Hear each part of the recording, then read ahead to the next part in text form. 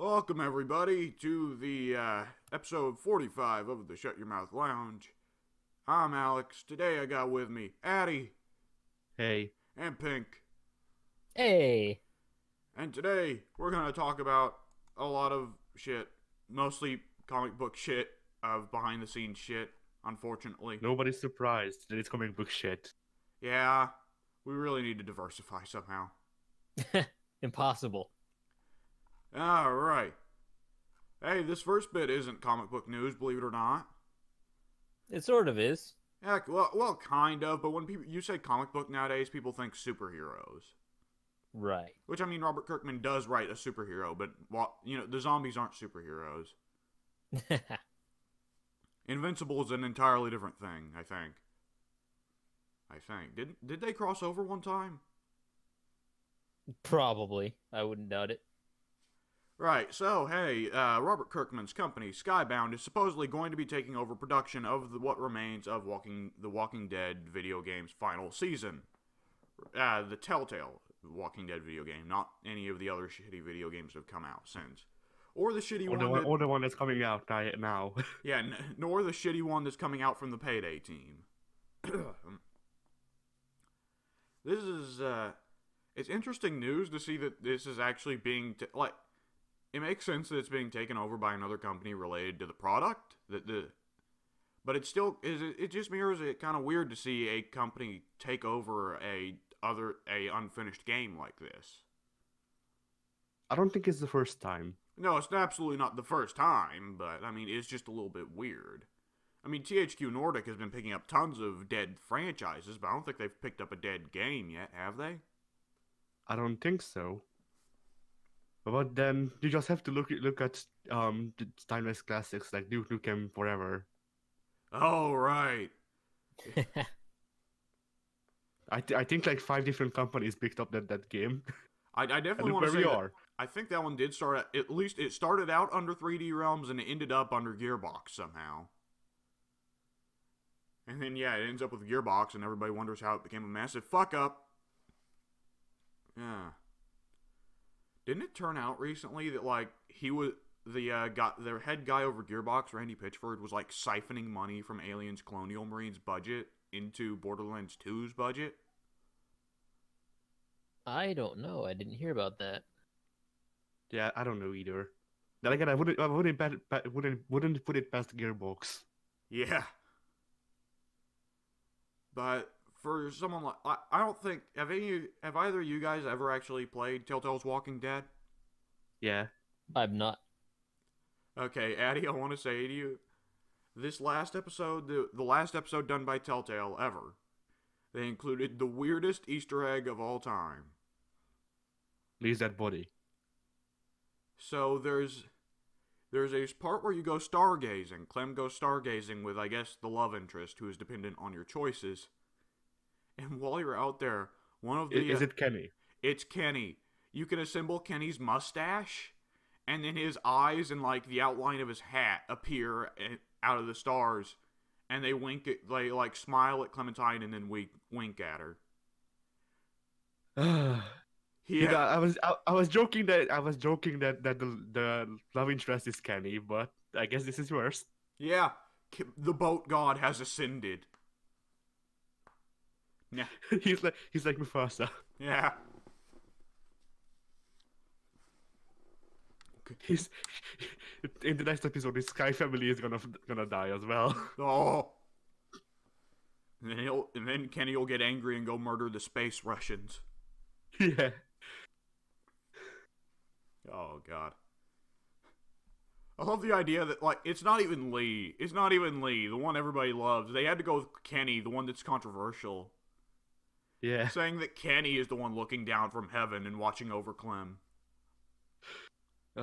Lee is not up there, Clem. He's down there, down in hell. Oh well, obviously he went to Under go become the ring. he went to go become Rodon. So hey, I guess so. he's watching over Bayonetta instead. Bayonetta is an alternate universe Clementine. If the zombie apocalypse doesn't happen, that Bayonetta is what Clementine becomes. She's like an entirely different ethnicity. Yeah. Well, I guess she's just in whiteface as Bayonetta, huh? Well, that's why she's a witch. Yeah, true. So, on a little bit less stupid note, but still kind of stupid, James Gunn, after getting shit canned off of Guardians 3 because he made some jokes about pedophilia like, what was it, 10 years ago? Something like that. Has now been apparently brought on to write and possibly direct Suicide Squad 2 for DC. Ooh. Eh. Yeah. I guess it's a good fit because that's basically DC's only answer to Guardians of the Galaxy. Well, kind of, but I mean, What are we, some sort of Guardians of the Suicide? They're literally just guarding Suicide the Wrestler. That's the movie. it's that or Suicide of the Galaxy, so hey. The entire galaxy commits suicide. Suicide of the Galaxy is... They do The- Thanos' job for him. Yeah, I was going to say the Suicide of the Galaxy is the rest of the universe that remain going up against Thanos and them failing as well. Right, so this is quite possibly the biggest showing of DC being... Like, it was kind of egregious them bringing on Joss Whedon to take over Justice League, to be like, oh, well, clearly we just want this to be our Avengers. Now they're bringing on James Gunn for Suicide Squad, and it's like, okay, we just want this to be our Guardians of the Galaxy. Right. Like, Aquaman, Aquaman 2 isn't going to be directed by James Wan, it's going to be directed by Taika Waititi. Of course it is. Justice League 3 Darkseid War is going to be directed by the Russo brothers. They're just going to leech all the talent off of Marvel's movies without bringing over Kevin Feige or any of the other shit that made it successful. Right. The Russo brothers, Vince and Vincent Russo.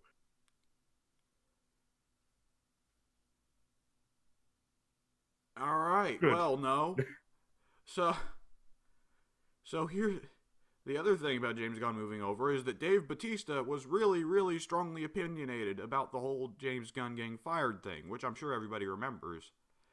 Right. And Dave Bautista has fucking expressed interest in leaving Marvel to go join Suicide Squad. Yep.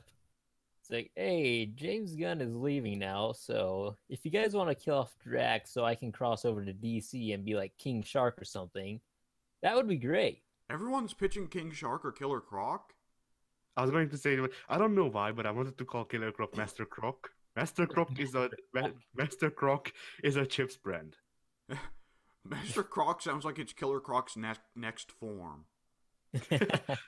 He puts on a suit and he's kidnapped Alfred and forced Alfred to become his butler. And Alfred's I was thinking Master Croc would be the crossover with Turtles. No, wait a second. He puts on the Master Chief helmet, but it doesn't fit, so it just goes over his eyes. Right. Here you go. There's Killer Croc's new form. Duh! You're already posting pictures? That's how he made his fortune. You didn't set up a timestamp, for one thing. Alright, let me go fucking set up the timestamp. That's how he makes his fortune. That's how he's gonna get rich. He's decided he's gonna stop fighting Batman. He's gonna fight Bruce Wayne. Poison pizzas. What would Bruce Wayne do when Killer Croc shows up to his parties in a suit? And he starts stealing all the caviar. And it becomes Places them with pizza boxes. The new problem is, how do we get rid of Master Croc without being rude? However will we solve this problem, Master Wayne? And Croc's just... That's how it gets Alfred. Bruce has to gift Alfred to Croc for him to leave. And Croc's just smacking Alfred around every time Alfred does something that Croc doesn't like.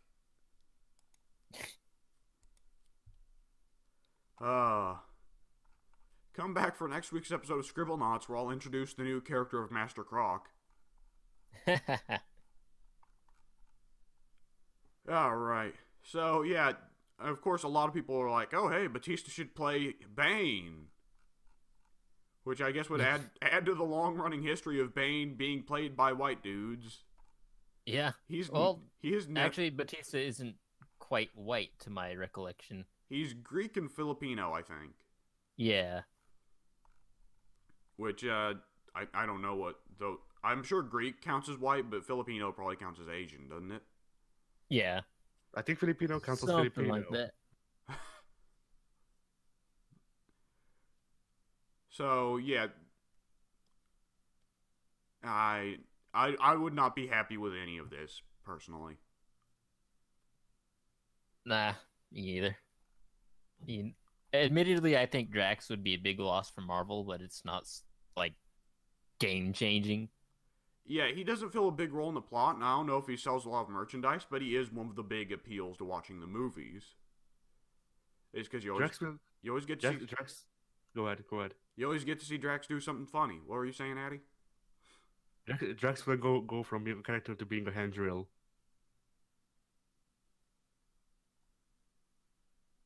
Good.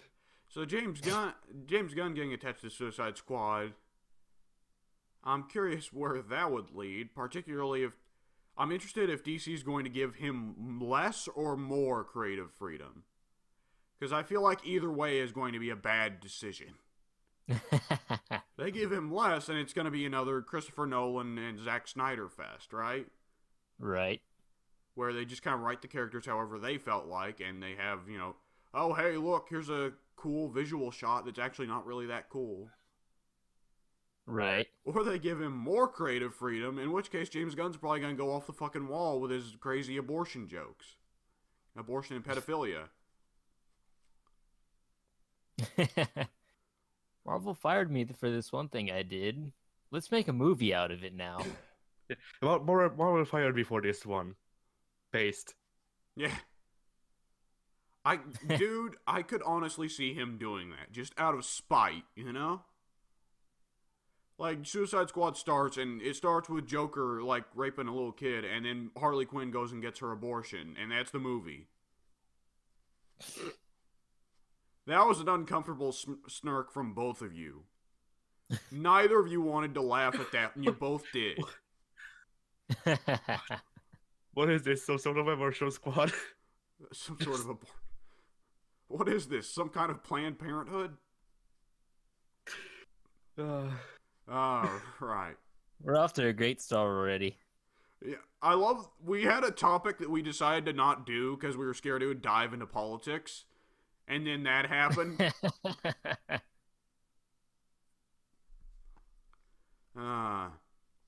So, hey, speaking of weird, cruel shit going on at DC, apparently a bunch of extras for the Joker movie with Joaquin Phoenix got locked in a fucking subway car for about 3 hours.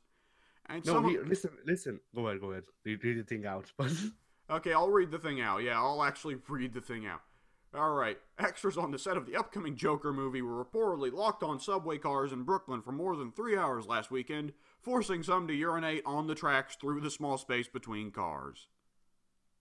Right, but here's the thing. Here's the thing that they don't understand. This was only to prove to the extras what the capitalist dystopia that the movie is set in would be like. Hang on, where'd you get that? Where'd you get that? Did you make that up? Yes. Why? Okay, I was like... No, that was supposed to be a joke. Oh. but I guess I don't remember which thing it is where parody is just too close to reality.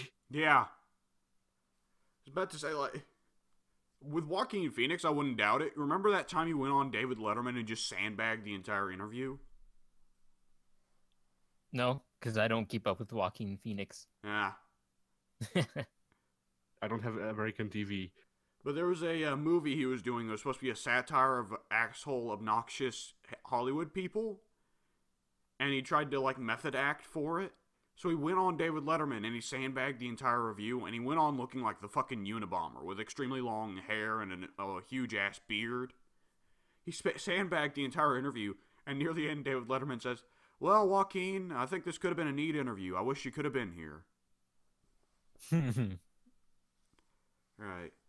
Oh, also, by the way, am I the only person that completely forgot Robert De Niro was going to be in this movie? No. Who? I didn't know. I forgot. That was like way back. That was announced way back when they thought Scorsese was going to direct. So, Addie, have you ever watched Scarface? No, you haven't watched Scarface. I mean, firstly, you haven't watched Scarface. Secondly, I always get Al Pacino and Robert De Niro confused. God damn it. Robert De Niro is not in Scarface. Al Pacino is. Excuse me, I meant Taxi Driver. No, but I do think that I don't know Robert De Niro. You ever see, you ever see, what was that stupid fucking movie with Ben Stiller? Help me here, Pink. That stupid comedy franchise that was him and, it was Robert De Niro and, Ben Stiller. Meet the Fockers? Yeah. Did Meet the who? It was a really stupid comedy franchise about two family members that hate each other. Okay, no, I didn't see that either. Okay, have you at least seen the old bit, the you talking to me bit? Where the guy's looking in the mirror and talking to himself, and he's like trying to imitate a tough guy act? No, I don't think so, but... Okay, fuck it, let's hope you know yeah, Robert I De did Niro. see... Yeah, I know the guy. So, yeah, the Joker movie, I hope this was just a one-off accident. Because I'm curious what the fucking justification is if it wasn't an accident. Because, like, have you guys heard anything else about this? No? He's in The Godfather. Yeah, Robert De Niro is in The Godfather. Yeah, he's in part 2, though, and I've not watched part 2. But, yeah, on one hand, you know, I really hope it's just a one-off incident, and, you know, some part of me does hope that the Joker movie somehow turns out to be good. The other part of me wants it to be a train wreck, and this just helps. This just helps the image of it being a train wreck. Yeah. So it's not easy being extra. It's actually just V for Vendetta reshot shot for shot, only replacing V for Joker. Oh god, the V for Vendetta movie wasn't that bad. I liked it. Yeah. I'm just saying. It also wasn't very socialist. It was very much just down with the government. Now, I'm sure the original Alan Moore comic was much more socialist, but... Oh, well, actually, I think he's written... whatever. Alan Moore is like a confusing mess to begin with. Pink can vouch for me on that. But I'm saying just because of the train set. Yeah. Yeah, you're not wrong. So, in one more bit of comic book news, Ryan Coogler has been brought on as the director for Black Panther 2, not surprising anyone. I have no idea who that is. The director of the first Black Panther. Okay. And Creed, and Fruitvale Station, I believe. Fruitvale Station. Yeah. Basically, this guy is the guy who's directed every movie that Michael B. Jordan has ever been in. Ah. Which means that Black Panther 2 is going to be one of the first he's done in a long time without Michael B. Jordan. Unless they figure some way to bring him back. Which, I mean, it is comic books, so hey. And it is Wakanda. They can do anything down there. Yeah, I was about to say, it's like, the next movie is going to be like, hey, I only stabbed him in the heart with a knife. We can walk that off. Thanos snapping reversed the effects of the knife. Thanos' snap got the knife. Yeah. There are too many knives, Thanos says. He took out half of them. Didn't think about the whole, repurposing the metals. So, what was I going to say? This is a really good thing for. It's good to have one director working on the whole trilogy because he's probably going to have a unified vision. Right.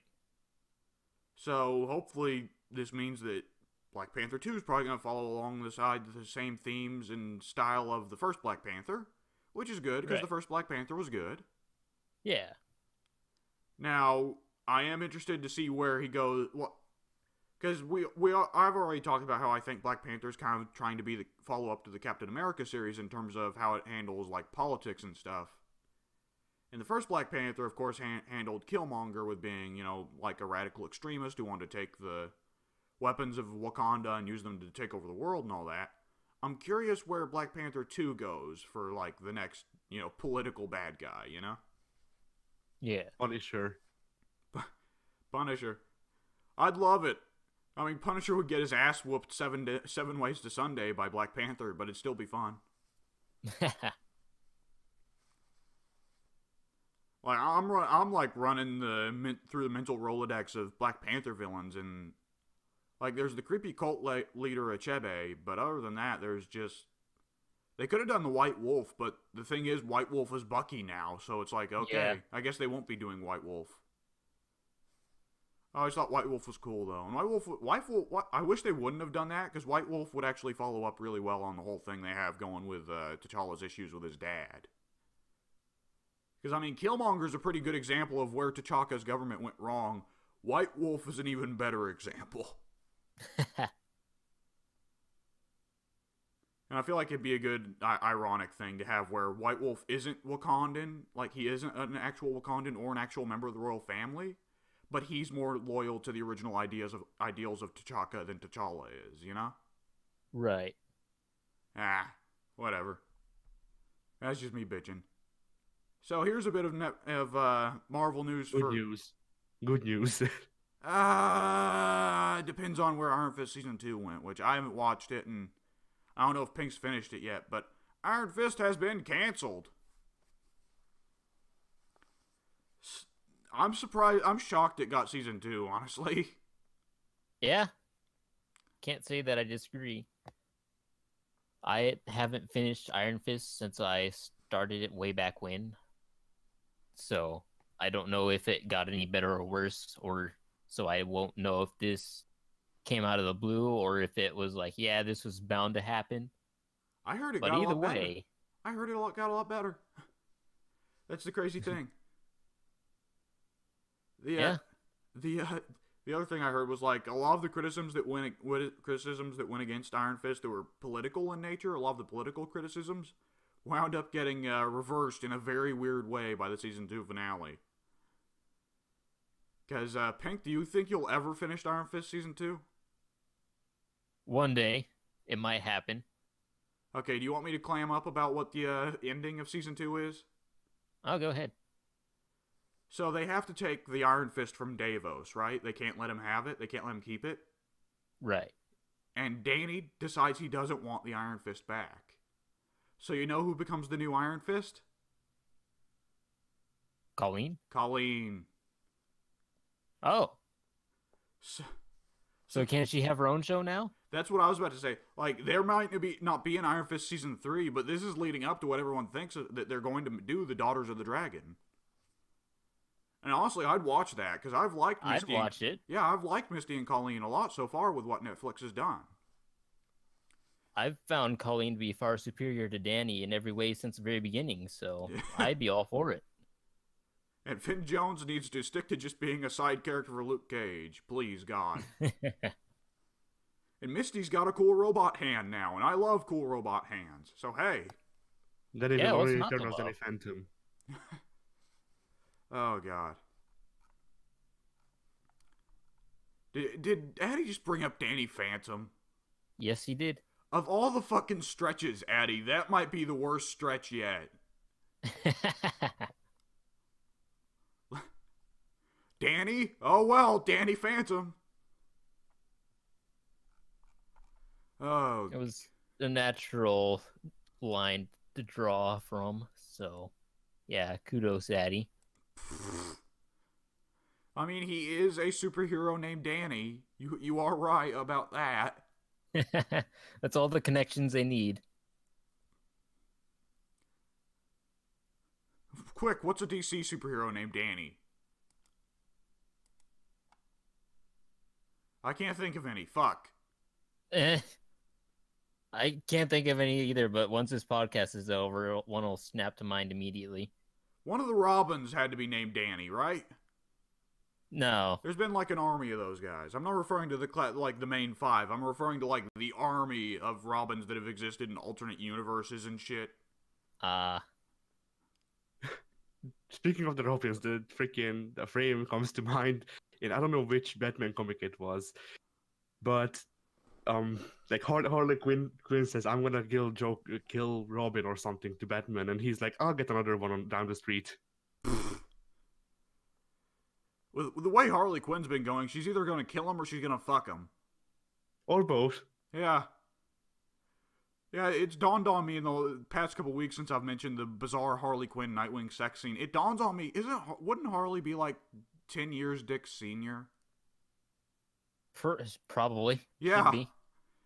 I don't know. I kind of always assumed she was around Joker's age, and Joker is definitely older than Dick Grayson. Right. I mean, if Dick wants to, I guess, but, you know.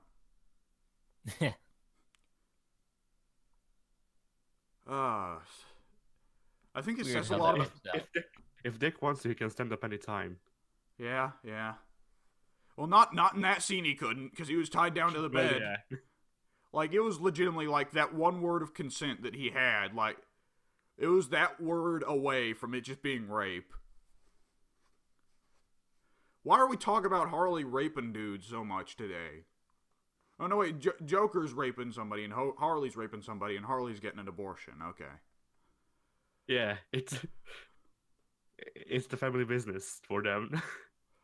Quick, these comic topics are cursed. Addy, bring up For Honor. Right, so... I think it was yesterday or so. There goes Pink. For Honor gets mentioned, Pink leaves. But yeah, so... yesterday or so, they had a Warriors then where they announced a bit of everything. Here's the last two Warriors then basically summed up with, you know, in small doses or whatever. So there's gonna be graphical enhancements. Let me give you examples.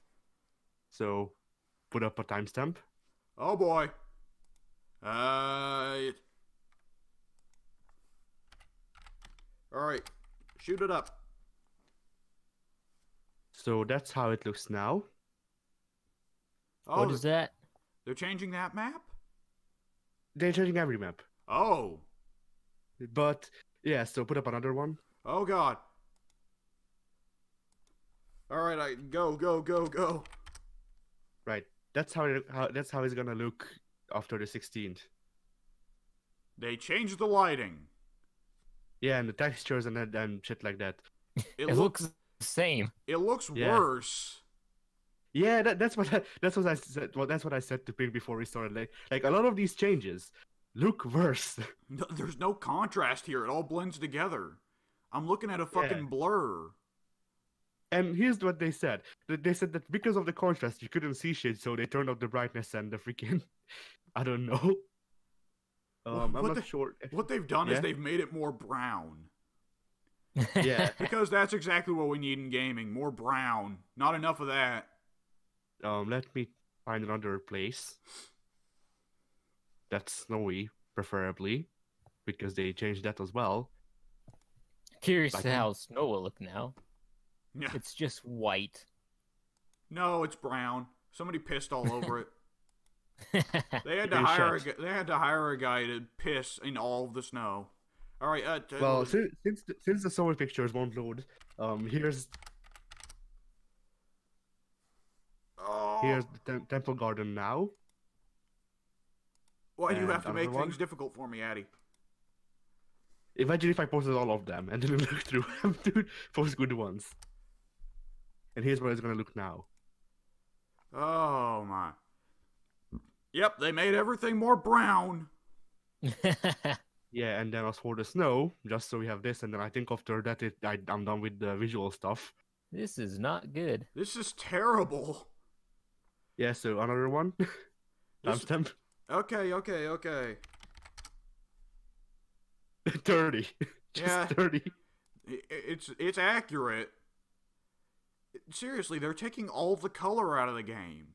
This is the exact opposite of what it needed. That's the old one. That's the old one. Yeah, I know. Okay, so another timestamp, On it. and there's the new one. Yeah. Yeah, how about that? That one actually looks a lot more distinctive. I'll give that one credit. Yeah, the snowy stuff actually looks better, and like the Viking, like they showed off a Viking map, and the wood actually looks different. Yeah, So we I know actually like other the wood new types. snow one better because when Addy was talking about a snow map earlier, I had no idea what he was talking about because I didn't realize that there was a snow map. There are snow maps that are a good couple of them. But for example, Citadel, I think that this is Citadel. I don't remember the names. Anyway, yes, I think Citadel it looks worse. Like the removing the contrast just made it look flatter, in my opinion, which is funny because the art director who was actually brought on said that the old picture looked flatter and more monochromic and stuff like that. Yeah, monochromic is a good way to describe the first shot. But everything being browner, I think, takes away from the... I want games to get more colorful, not the other way around. Right? Yeah, the thing is, they said that the new looks are more colorful. Of words. course they did. Fuck Yeah. me. They lied. What I But so that's have observed from the For Honor developers is that they have no idea. They are not capable of perceiving things. yeah. So another thing that I just want to mention regarding to visuals, there's a new meme going around because of the visual presentation of the word propagate, because every second word the art director said was propagate. Well, maybe Just- he's hoping to turn it into a platitude where it no longer makes sense. If you say a word enough times, it loses all meaning, so hey. Maybe he hates the word propagate. Who knows? But yeah, they also released a teaser for next year. There's gonna be an event this year. Well, a couple of events, but it's gonna be like a big event or something like that this year, and then there's also gonna be this one next year. Another timestamp. Oh my god, give me a second. Let me get it in before you get the picture in, because if the timestamp comes in after the picture, it makes shit confusing. Alright, shoot. Year of the Harbinger. There's a hammer. Yeah. They showed this picture of. People are saying that well, the first thing that came to mind to me when I saw the picture was Thor. Yeah, but it's a little bit... People associate Mjolnir as being smaller, I think. It is. Yeah. If they want to crib Thor. Also, the hilt looks very Chinese. Yeah, so people are saying that it's either a hammer-wielding Viking, knight, or, well, Wulin. I could see it being a knight or a Chinese, but I don't know about Viking. The Vikings the Vikings already have enough big heavy weapons, guys, honestly. Right. And Oh, yeah, what that looks far too fancy to be a Viking weapon. It's not gritty enough. So yeah, that's then on to the patches and stuff. So there's gonna be a new mode that is called Breach. Yes, which they did. You brought up. They did say something about that going in, I believe. You brought it up a couple of weeks ago, but I couldn't actually talk about it because I didn't know what it was. So Breach is basically it's modified Dominion, where it uses a thing that was in the campaign, and it has three. Basically, it's protect the load from Overwatch. Oh, payload. Okay, cool. I like payload. Yes, so it's payload from Overwatch, but instead of winning when the payload reaches its goal, you need to make sure that the payload reaches its goal, and then you also need to kill like a really overpowered AI boss to win. Oh wow, so they're going MOBA on it, huh? Yeah, and this is while there's 2 teams of 4. Okay, so they're definitely going to try and go for a more of a MOBA thing there, which is interesting because For Honor works in the kind of system where the MOBA thing isn't really in effect. Because I mean, your character gets the buffs and abilities they pick up over the course of the game, but they aren't really game changers. Yeah. So that they also changed a couple of the properties for the new Chinese characters. For example, the Shaolin can just sit on his ass and wait for you to attack and reverse it without stamina loss. Well, that's interesting. Yeah, and the Nusha can now do a. Well, basically, the Nusha got an upgraded Aramusha Infinite. Oh, because So- Aramusha lost his. No. Didn't his infinite get nerfed? We'll come back to that in 2 seconds. But yeah, so the Nusha, if you miss your trap attack, you can continue doing your what's the word? Your combo off of it. So right, the perk system is getting introduced, removing the freaking gear system. Now your gear won't mean shit. It's only for customization. Sweet. What instead you will need to put in, salvage and stuff into getting abilities, which are passive buffs. And each character has a certain set of these buffs that they can have. They made Ramusha freaking support. I'm angry still, but I'll move past it. Because Aramusha was never meant to be an assassin. Aramusha is an assassin and a heavy hybrid. He's not. Like, the thing is, though, there's heavy. You just said heavy. Like, it's not all assassin. Well, yeah, but he got all heavy and no assassin, is the thing. You just don't want to be a team player.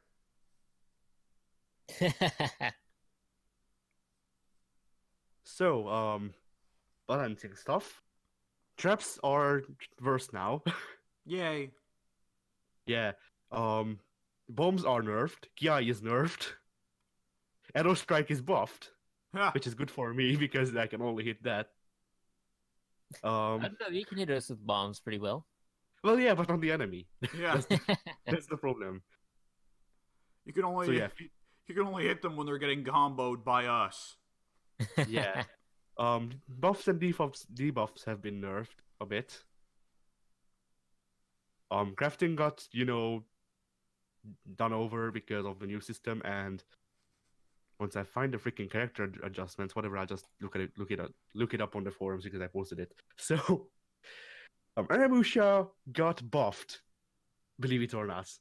Yeah, I heard they're trying to make him they're trying to make him easier for new people to fight, but at the same time they're making him more viable at the top tier.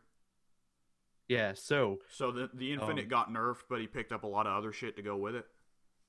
the infinite, which really it's not the whole infinite that got nerfed. It's just you don't get guaranteed top light off of the side heavy, which is not a problem because I don't really consciously do the side heavy into top light. I do it sometimes. Like I did notice. Well, when we fought you, yeah. you did it all the time. I remember solidly you would constantly get free top lights off your side heavies as Aramusha.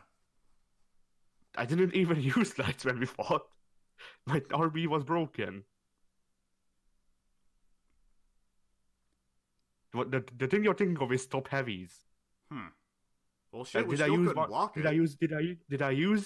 I use 1 or 2 swords? 2, I think. Okay, then that's a top heavy. Shit, we still couldn't block it. Wouldn't there? I don't think there was enough blocks done to prevent. Okay, whatever. Fuck it. But yeah, the reactions have been changed, so attacking a person with side heavy now doesn't stagger them as much. Neither does side light, actually. The top, as I've said, the top light was nerfed. Deadly Feint has been buffed because or never mind, it was nerfed. I looked at the numbers worse. Yeah, so that's been nerfed as well to go with the whole nerfing the top light. But His side heavy damage was increased by 10. His top light was increased by 4. Can you give us Which the are- spark notes here, or I'm doing that. I mean, like, we don't really need to hear the numbers. We just need to hear, like, oh well, so and so, they made so and so a lot better, so now I can do this, and you know. Just tell us he's RP so we can move on already. But yeah, so basically, what they're trying to do is make it so you rely less on the infinite and more on fainting. Right, which wasn't Aramusha supposed to be a big fainting character to begin with? Yeah. That sounds like it's probably gonna make him more viable at the top tier, but I'm hardly an expert. I mean, Roman, the guy who is like the representative of the devs or something, he played Aramusha against the YouTubers that they got to play with them in the thing, and he dominated them most of the time. So, you know, Well, you also told us that they sucked, so. Yeah. Well, yeah. Haven't people been begging for buffs for Shugoki and Lawbringer for the longest time? Yeah, Shugoki, Lawbringer, Aramusha, and I want to say Konk. Or not Konk. Maybe Konk. No, not Conqueror. Conqueror's one people bitch about because his shield bash combo is too good. Yeah, people are complaining that his shield should get nerfed and they should give him more into his kits. That is probably true. Pink, how good is Conqueror's shield bash combos? I'm not good at the game. Don't ask me these questions. But you're always the best! That's not true. This is the game lies. Pink in Siege is Addy in fighting games. I'm not good, guys, I swear! And he's fucking Rambo killing 30 people. But yeah, from what I heard, there's like people are getting into big kerfuffles and over the whole thing because apparently Shugoki and Lawbringer are in a really bad state, and the developers have said they're not going to buff Shugoki or Lawbringer because they're too good at the low tier. No, it's only Lawbringer, and it's not that they're too good at the low tier. It's that because the data doesn't say that they need a buff. Right, because they pick up too many wins at the low rankings because they are both noob killer characters. Yeah. Which is like, well, obviously the characters that were designed to eat up the new players are going to do well at the low rankings. But the thing is, according to the devs, so, you know, this is probably a lie, but according to the devs, the data that they look at is not, you know, whole data, it's just ranked duels or whatever the hell, and the top players at that. So... And the thing is, like, from what I remember, like, one of the best Lawbringers or whatever has said that he should get a rework because he sucks ass. Yeah. And they still don't listen. So he's almost the inverse of Tachanka. Yeah. While Centurion is Tachanka. Wait, is Tachanka really good at top tier and nobody's told me yet? Is that what we're saying here? No, that's absolutely not what we're saying. Will Tachanka ever be viable one day? No, they don't know what to do with him. Poor soul. They're gonna make instead of the turret, they're just gonna make it when you choose Tachanka and do his like special or whatever the hell, I forgot what it's called, his gadget. The game just turns into a shooting gallery. Like everybody from the enemy team is just forced to walk across the room until you can shoot them.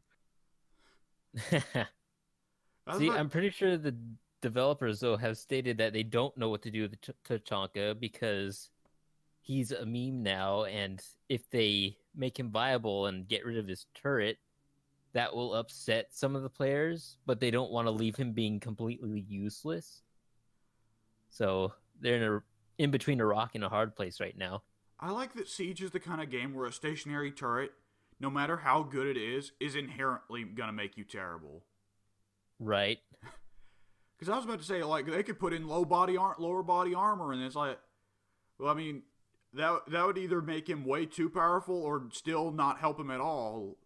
Just make it so, instead of, you know, the stationary turret, he has a turret attached to a wheelchair, and one of the other operators has to pull him around. Like, I mean, I get the thing there is, there's no shielding for the guy that pulls you around, so he can get shot and then your rest is being stationary. See, what they really need to do is is give him Clash's shield on his back and have the turret as his primary weapon. Just take out everything about the chunk and make him be a guy from freaking Counter-Strike. Make it whenever you start the game, you go into a buy menu. I'm beginning to think that Tachanka's turret may have been a bad design decision from the beginning. Yeah. Who would have thought? Alright, guys, I'm gonna sit here and get shot at. You go do your thing. In a game heavily involved in relying on information and knowing where the location of your opponents are, I'm not sure why they thought a stationary turret would be a good idea, but they did. So that the enemy can use it to shred your own team from behind. I mean, this is when freaking what's the word? This is when single pick becomes a problem, because if you could just have 2 clashes or 3 of them even, Tachanka would be golden. Just stand to either side, and then crouch down so you may you freaking what's the word? You protect his knees, and that's it. Bless you. Bless you. Thank you. Oh my god, yeah. I much prefer single character usage in these types of games. Absolutely. I remember greatly back when Overwatch first began and there wasn't a hero limit. And those are rough times. Widowmaker. Hanzo. Could you imagine, like, a team entirely consisting of Clash on defense? I bet Widowmaker and Hanzo are the entire reason they've not that Ana is the only new sniper they've introduced. Did I get out? Widowmaker and Hanzo, I bet, are the only reason that they haven't introduced a new sniper other than Ana to the game. And because because Ana is not the kind of sniper that everybody picks to get headshots, you know? Yeah. See, in Siege, multi-pick would just mean that you get a team full of Tiger or who? Lion. I always call him Tiger. Tiger shot. Tiger knee. Right, yeah. Tiger push it. You and you're seen. I don't think we'd have to worry about Lion. I'd worry more about a team full of Thermites or a team full of Ashes. Because Lion has to be bought is the thing. And on defense, a team full of Mutes. All right, I'm back. What happened? Oh, a team full of Capcan. No door is safe. What I was saying was, I said, I bet you that those old days when you could pick any hero you wanted, I bet those are the reason why there's only been one sniper introduced since Overwatch's launch, and it's a sniper who can't get headshots. Right. But yeah, we started joking about what would happen if there was a multi-hero pick on Siege, and yeah. Yeah, that's what I started talking about before I got cut off there. Because I was saying, could you imagine a team on defense consisting entirely of Clash? Well, Addy suggested a team on offense of all Lions. Oh man. The only issue with an all Clash team or an all Lion team is that both of those are DLC operators. And there's going to be at least one person on the team that cheaps out. W. Wow. You underestimate the power of whales. Right, but how many whales are there to a team? Too many. Way too many. The sheep enthusiasts. Oh, okay, you're referring to the country now. Okay, I was like, no, it ain't nothing to do with money. It's just the people of Wales. They fuck a sheep and then they go play Siege as Lion. And then when they lose as Lion, they throw money at the screen and bitch to Ubisoft. Yeah. Lion needs a buff. People didn't die the moment I saw him. Damn you, Welsh. I remember Edward Kenway. Oh God. He was Welsh, I think.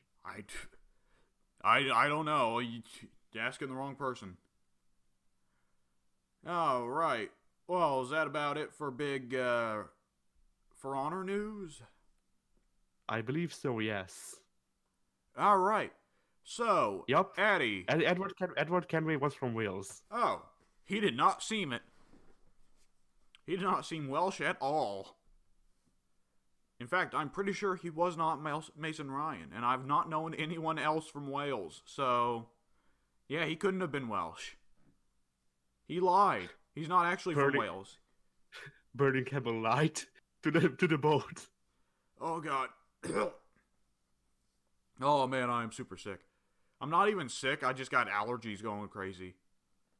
Oh, Pink died. Pink's having a real fun time today, folks. Yeah, Pink needs to consult Ivan.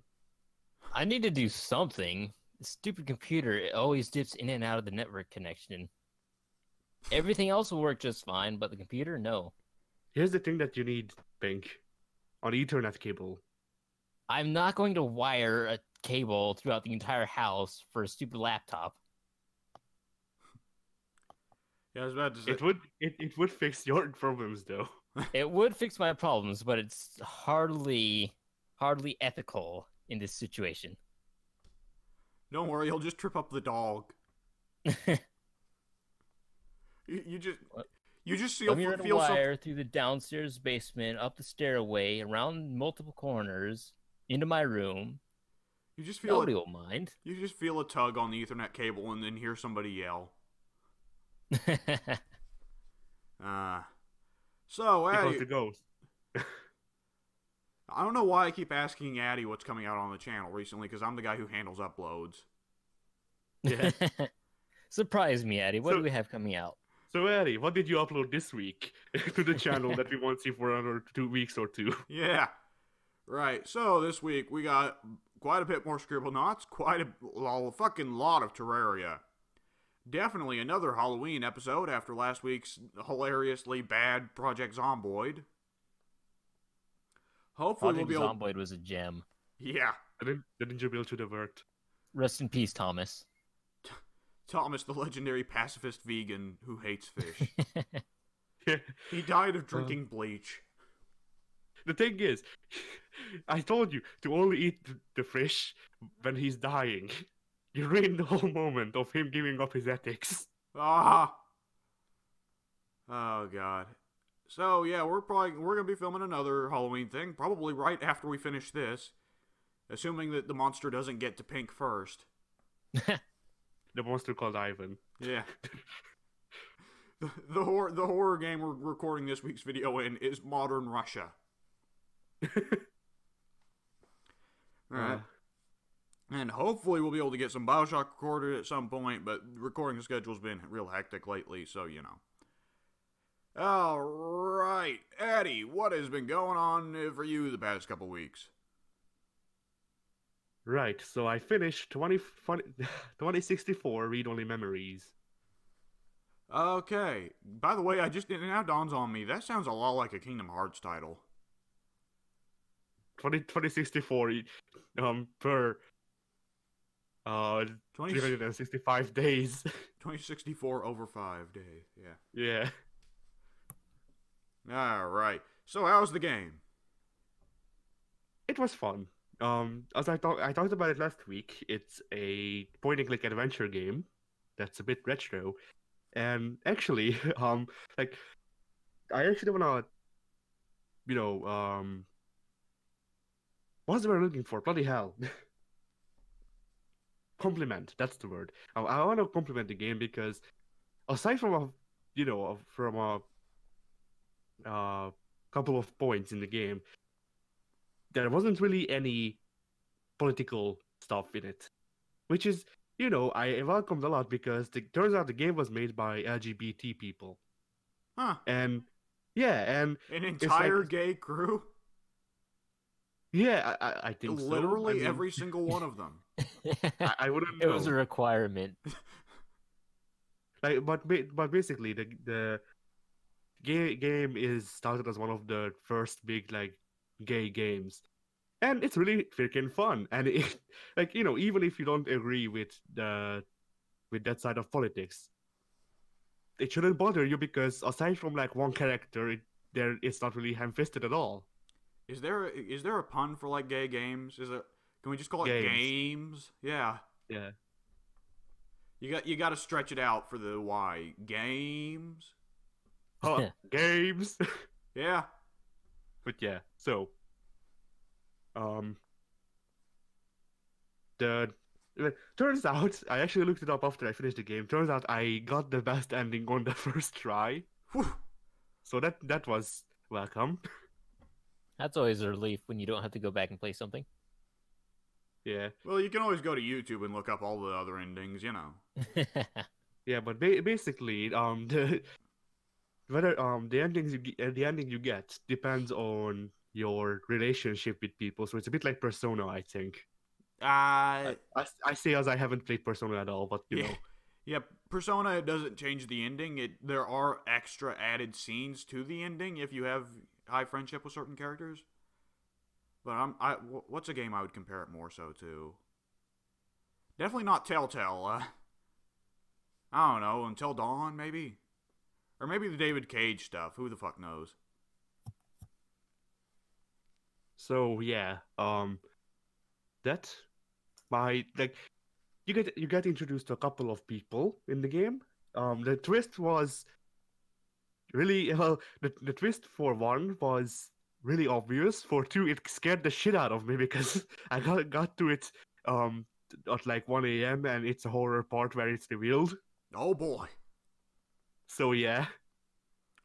Oh my, yeah, surprise horror games are always something funny, aren't they? Yeah. It's not like it does the game doesn't turn into a horror game. It's just that one part where you see the twist, which is near the end. I think it's like the like I want to say it's the like last scene before or the last screen before you actually get to do the last screen and do the ending. So but yeah, that scared the shit out of me because like I called it.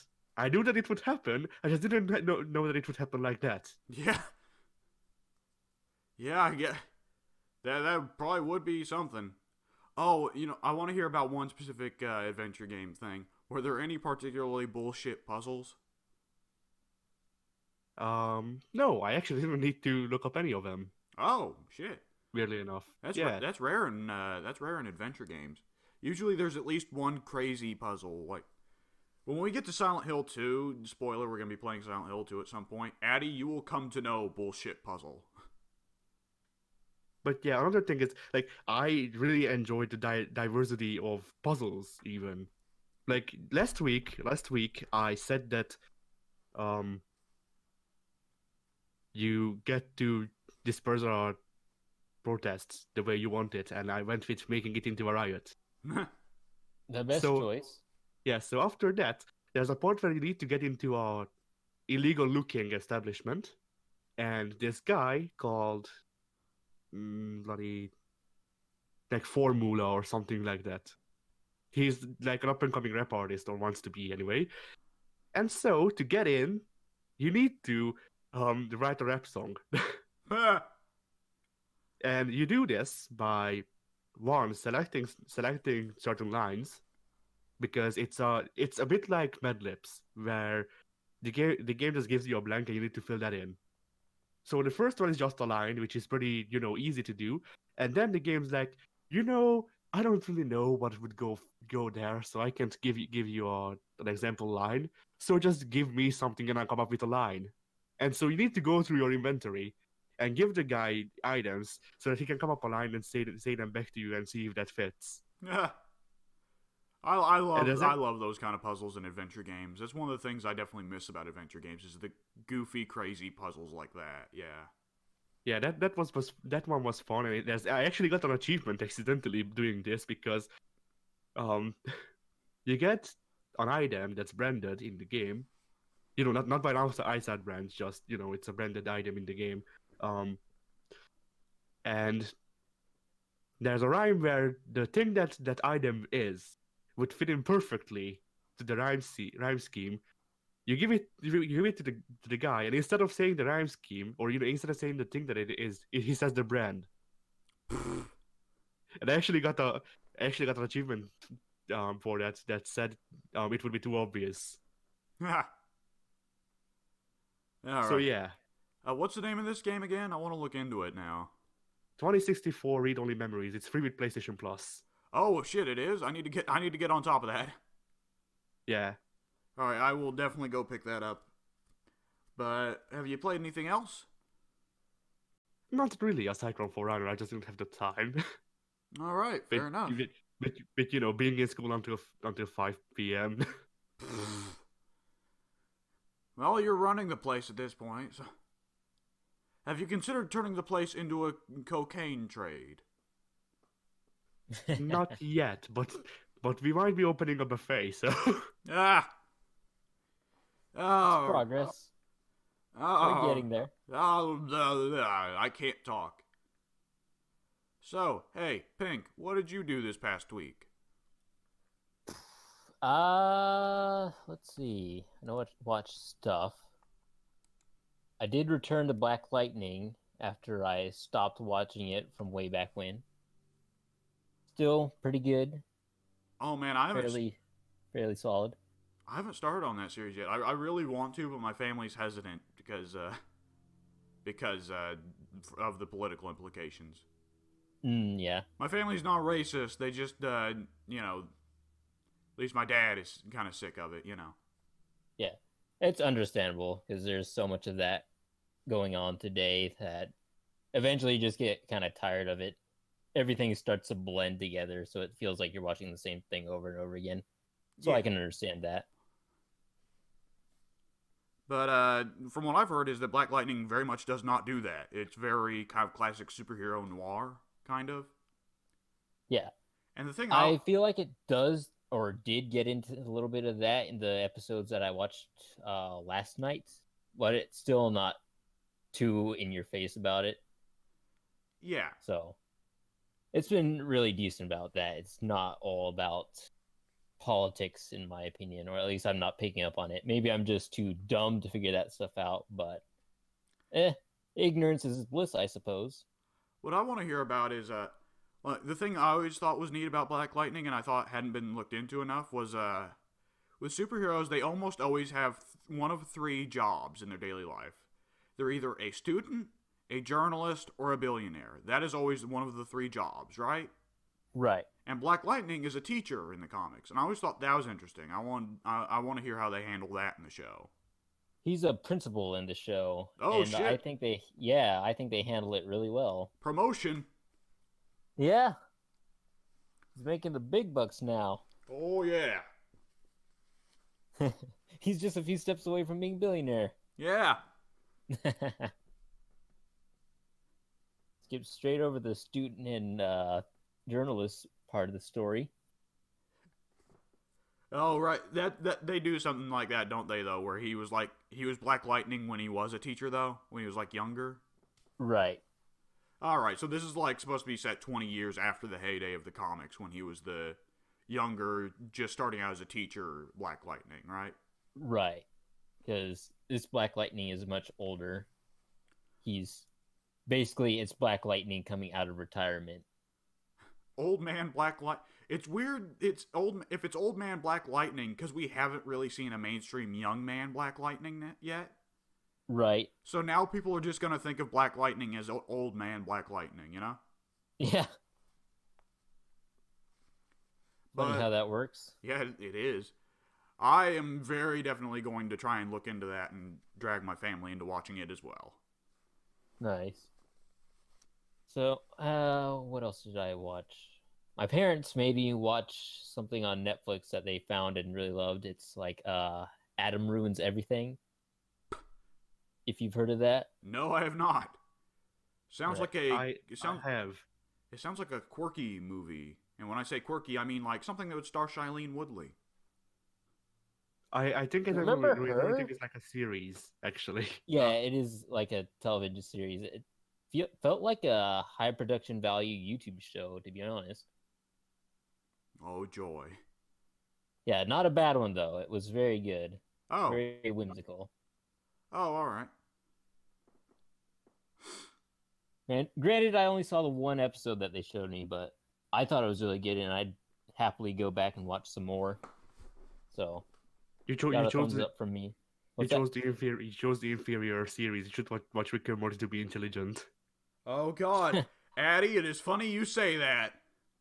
Why? Cause guess what I watched for the first time this week. Oh Ah, no, bloody you poor hell. unfortunate soul. All right, I got. It was legitimately just where one member of my family had left the fucking TV running on Hulu, and Hulu, for whatever reason, when you stop watching something, will automatically pick something for you to watch next, and it auto picked Rick and Morty. So I come down there to an empty living room playing Rick and Morty, and I'm like, this is weird. Who in the family's watching Rick and Morty other than my sister? This house is haunted. That should have been your first reaction. Because I think my sister's a fan of Rick and Morty, but my sister also does not watch TV. Or not on our TV, not in the living room at least. But Your sister needs help. yeah, yeah.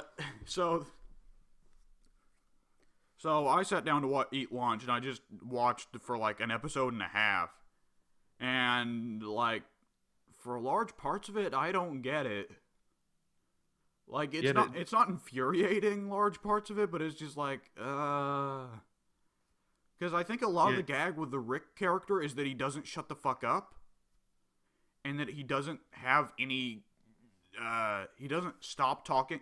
What am I looking? Every sentence that Rick says is a run-on sentence. You guys, every sentence anybody says is a run-on sentence in this game, going by the video game that the creator made. Yes, I saw that same game, and that was very much what they did, and I thought it was annoying there. Thankfully, it seems in the show it's only a Rick thing. But oh god, like, and with part of my thing with comedy is stereotypes. I can't stand like certain comedy stereotypes, and one of the ones that always gets me is the fucking teenager that only cares about getting laid. Guess what Morty's primary character trait is? He only cares about getting laid. Even though he's like 13. Yeah, I was about to say he's way too young for most of the character to be focused around sex. And when I say the character's focused around sex, I mean the character is focused around sex. Like, the 2 episodes I saw, one ends up with him naked in bed with 2 full-grown women who are very clearly decades older than him. And it's very clear that they were having sex. And the other one, it's him and a similarly aged girl, and it's very clear that he is trying to have sex with her, and he talks about it, and Yeah, I saw a full episode, and I also saw like clips here and there. So for the full episode, I sat through it. I think it was like 20 minutes. I don't remember how long a freaking cartoon episode is. But that's about it. But basically, the 20 minutes felt like an hour to me because it was just boring. Like, to me, I could best compare Rick and Morty to like Alexander the Great's life, where so much shit happened that it's not interesting anymore. Screw you, man. That's my childhood hero. Hey, Pink, if you want Alexander the Great to be ruined for you, I've got an Oliver Stone movie for you. Oh, fuck that movie. But yeah, like Alexander the Great did so much stuff that after a while it just becomes, okay, he fought here as well and won, who cares? With Rick and Morty, it's like, okay, they're fighting here and they're doing stuff and it's supposed to be interesting, but it isn't. Because what's the reason for the fighting? Because Rick is an asshole. Okay, I guess that's funny, I guess. I don't know. I can be fine with Rick being an asshole. I just find the way that they handle his dialogue really annoying, because every fucking sentence is a run-on sentence for him. Right. But yeah, and for me it was like, okay, I guess it's like, you know how I am with Zelda, where I'm like, I don't like the games, but I can see why people like them. Yeah. For the first 2 minutes, I was like that with Rick and Morty as well, and then it just didn't end. Like, it didn't change at all. Yeah. and then as it went on, I just got more and more bored. Because there's only, like, in the episode that I watched, they went to the president, they fought aliens, they fought the president's men, they shrunk down to like, I don't know, miniature level.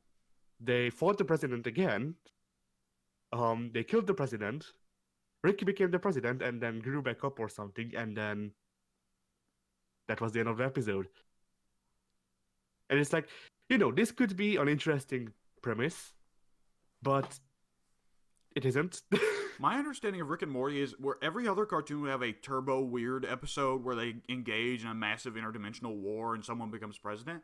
Those are like the weird, really fucking weird episodes for Futurama or Simpsons, right? With Rick and Morty, it's supposed to be every episode. Right. Because, like, the episodes I was there for, like, one is, your typical journey to the inside of the human, and Morty gets shrunk down and gets stuck inside a drunk hobo Santa and whatever, and eventually Rick's solution to getting Morty out of the drunk hobo Santa is to take him out to space and grow him to be larger than the planet. So the world starts getting orbited by a giant naked hobo Santa who is drunk. And the fucking it blows the giant naked hobo Santa up. So that after the obvious gag where they have, like, there's a penis floating over Los Angeles, oh no! A giant hobo penis. And then they blow up the giant hobo Santa so that it rains blood and gore all over the planet. And that's just one episode. And the other episode is the dogs have become sentient. They have declared war on humanity. So every fucking episode is like, okay, 100, okay. I'd question the value of that because I think sometimes you need slow episodes to build relation with the characters and all that, Right. But I mean, I'm no expert. Yeah, that's probably one of my biggest gripes with the show as well, because I have seen a few episodes, and I just don't enjoy the humor. I enjoy parts of the humor, but the stuff they go for that I can tell, like, I can clearly tell the Rick run-on sentence gag was one that they'd keep going and keep emphasizing, because that's the one that everybody loves, right? Right. Right, and that's not the kind of humor I'd be there for. The kinds of humor that I cracked up at was when Rick and Morty and the family's dog gets sentience, or gets intelligence, and enters that mech suit and does the famous "Where's my testicles, Summer" dialogue. Like, I enjoyed that. Right. And the next episode, the one with the giant naked hobo Santa, it's the Christmas episode. So Morty's dad, Rick's son-in-law, his parents visit, and they come there and they bring this black dude with them that is clearly not related. And of course, like, they spend the whole time, Morty's dad is like, oh, hey, what's the relation here? Why'd you bring this guy I don't fucking know? And eventually Morty's dad, or Morty's grandpa, excuse me, Morty's dad's dad, fuck. It'd be real nice if I knew the names of the characters, but I didn't bother to pick those up. Was it Jerry? Was Jerry Morty's dad?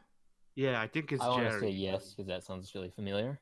Right, so Jerry's dad says, oh, well, you see, we've lived for a long time, and after my heart attack scare, we realized that there are certain joys in life that must be shared. And Jerry says, oh, so he's your lover? No, he's your mother's lover. Sometimes I watch, sometimes from a chair, sometimes from inside a closet, but always while wearing a Superman costume. And the Superman costume bit got me to crack up, but so much of it is just Rick is drunk or Morty is a pervert, and that's the joke. And that's like far from innovative comedy. I mean, when you think about it, Japan, that's Naruto. That's basically Naruto.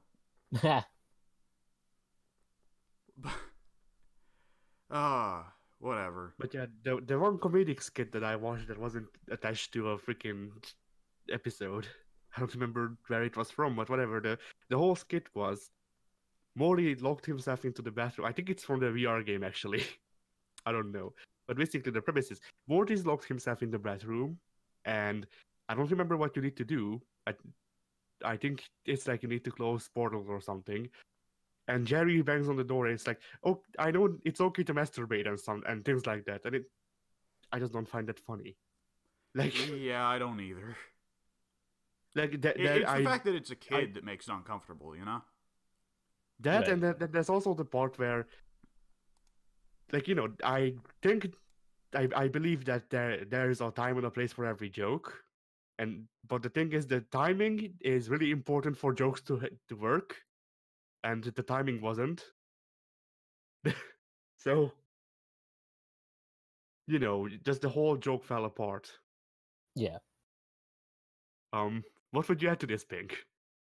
I really didn't like the characters, which is one of the main reasons I stopped watching it after those first few episodes. It's like Rick is an asshole, so that's funny for the first 15 minutes or so, but do you want to keep watching that? I didn't. I just didn't feel any compelling reason to. Yeah, Morty is go ahead. Morty is just Morty. There's no redeeming qualities to him. Jerry, I felt, provided the best comedic relief on the show. What other characters were there? There was a Morty's wife. mom. Yeah. I don't remember much about her. And then there was a sister, Summer, and likewise, I do not remember much about her either. There was Mr. Poopy Butthole, because that's funny. Ha Yeah. ha, bad word. Who else was there? Bloody hell. I think that's the Mr. full Meeseeks. cast. Oh, Mr. I Meeseeks. think- yeah. Everybody loves that guy. What even is the joke with that character? I think the joke is that he's depressed and wants to die. Oh. But yeah, that's the number one. Like the rest of humanity. Shut. For the first time ever, shut up, Pink. The thing is, Because I earned that. Legitimately, I wear that badge proudly. Legitimately, what I was about to say was the number one thing that convinces me not to stick around for this show is that supposedly later on the humor is just entirely nihilist.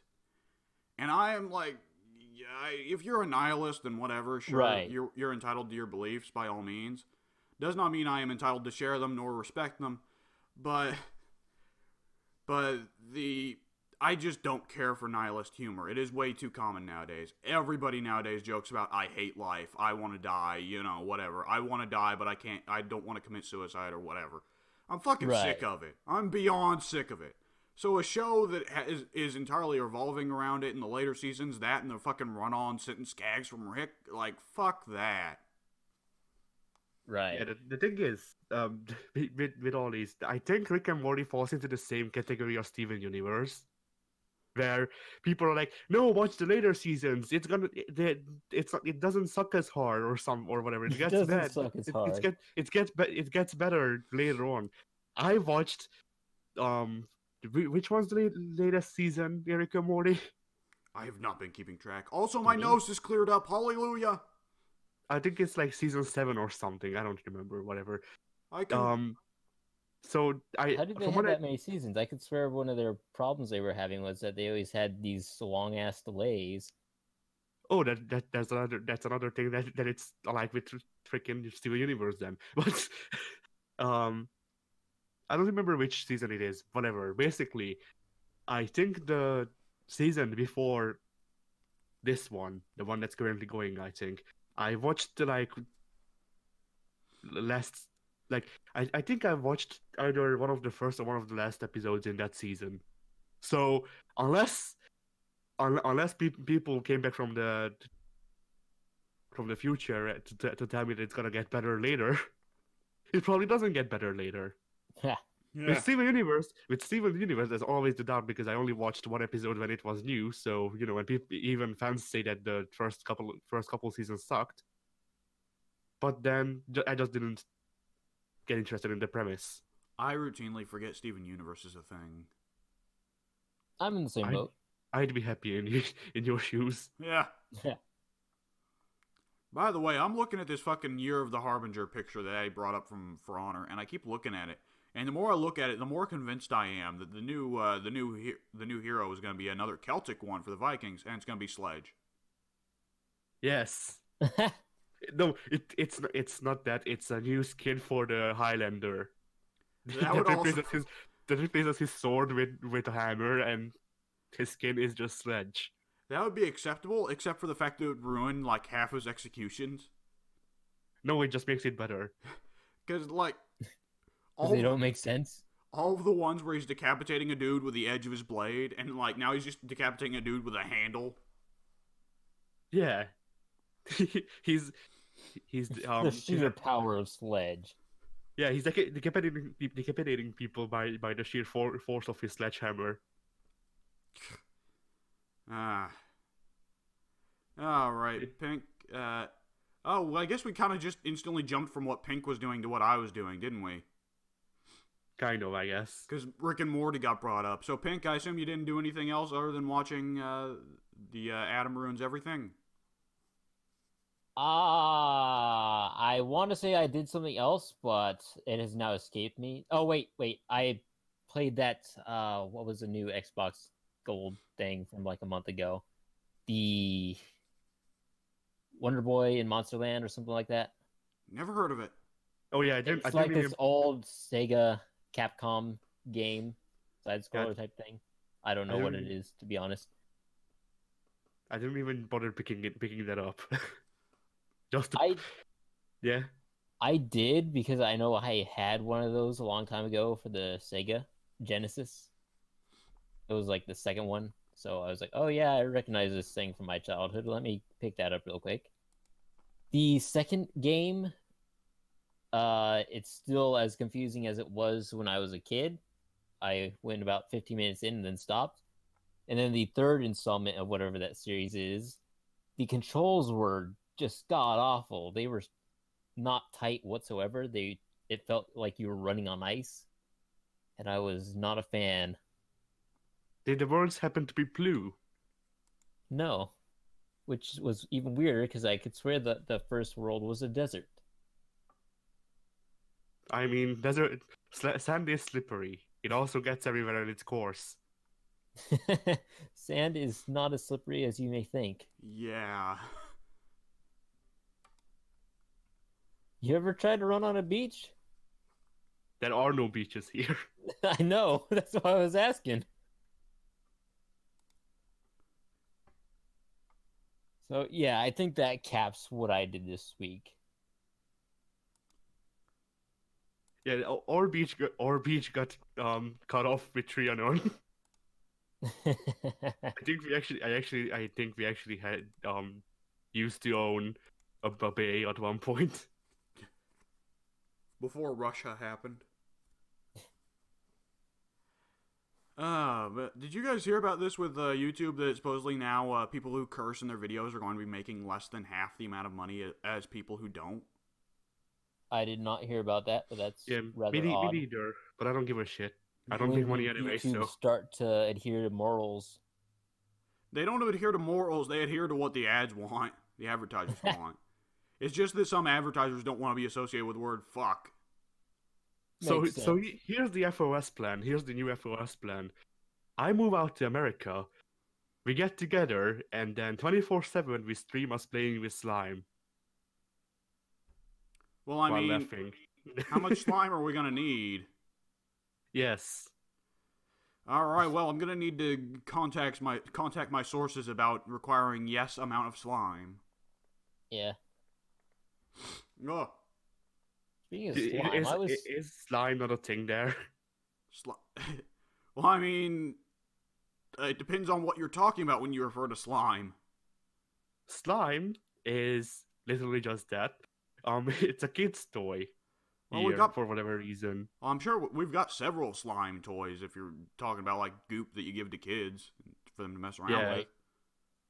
We don't have a brand name slime, but we got several slime toys. I think slime is literally the brand here. Oh. How's your potato chips chip? You like your soda brand soda?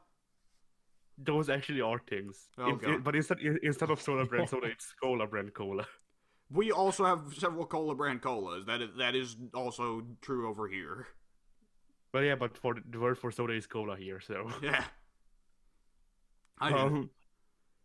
Yeah, I'm a born and bred soda man. So, Pink, are you the kind of guy that says pop? No, it's always been soda. Oh, thank God! Thank God.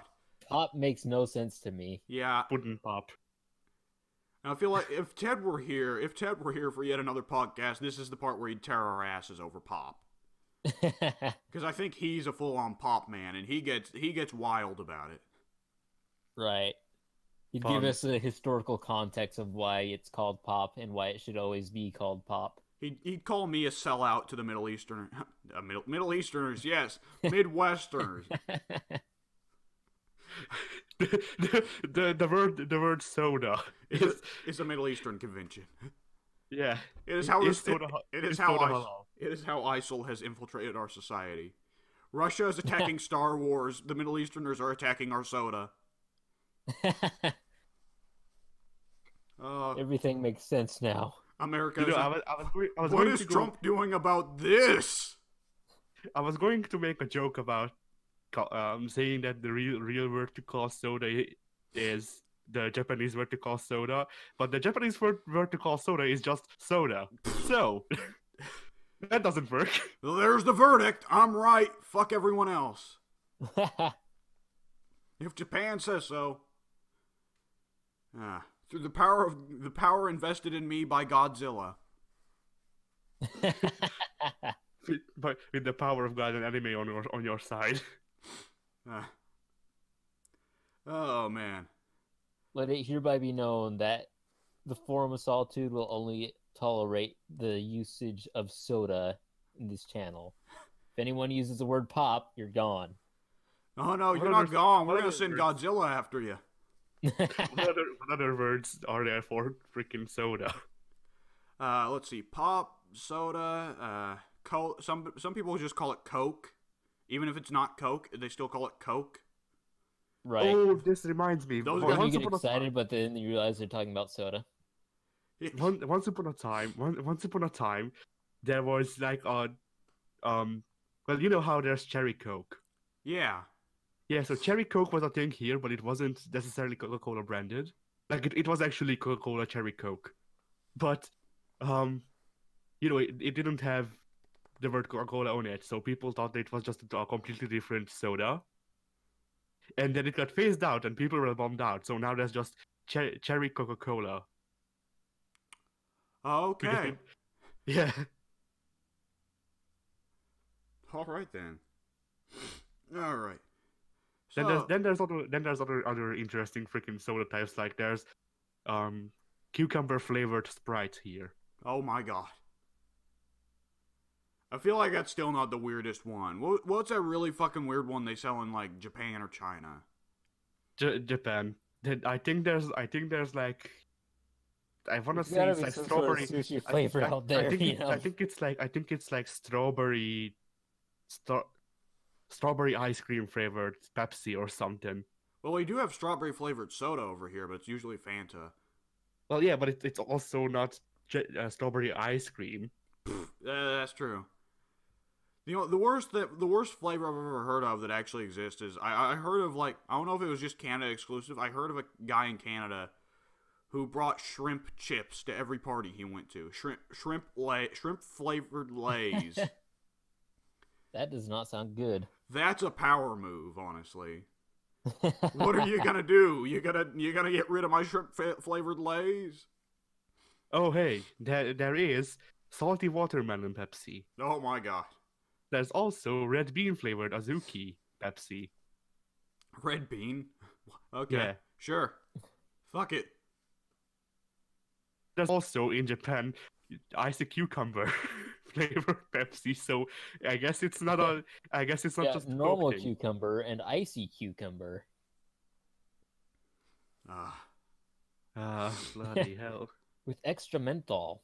Freaking Christmas Pepsi with holiday spice or with nutmeg and cocoa added. Oh man, we're getting to the Christmas season. I can start drinking eggnog again. Yeah, it's already out in my store. Oh shit, I need to start looking into that. Apparently Pepsi Blue is a thing sold here. I don't know what the shit Pepsi Blue is. I think it's a thing sold here too. I also do not know what it is. Pepsi Raw. Let's consult the grocery expert. Pink, what's up? Oh, I have no idea. I don't work on that side. Oh, okay. If you got candy questions, though, I'm your man. All right. Pepsi Peach, which You need to feed it a new special power up to actually turn your normal Pepsi into Pepsi Peach. Oh Right. god. Peach is like one of the worst artificial flavors ever. Like for anything, peach is just not a good flavor. Was Addy trying to lead to a Bowsette thing there? Yeah, but there's also in Look Japan. at you trying to be topical. There's also a Pepsi Ghost. It was released on October 6, 2015. The bottles featured Halloween-themed labels, while the flavor was unidentified. It was piss.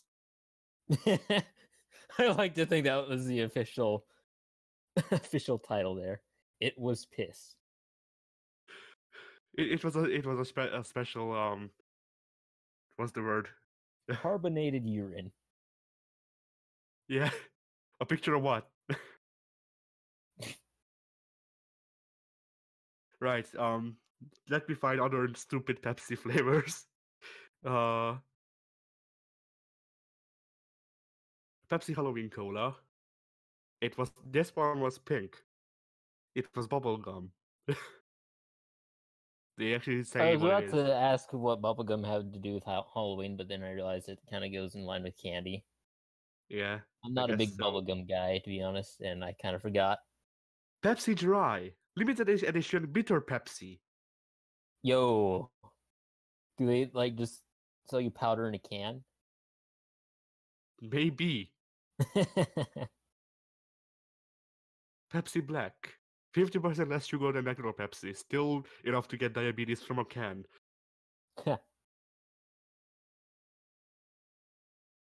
There's also a Pepsi Baobab. I have went silent for a little bit because I have found my favorite image on the entire internet.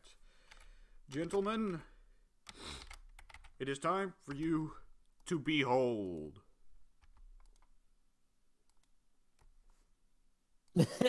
I've seen this one before. Yes, but it is still the fucking best. I love the idea of Bowser saying that in his voice, too.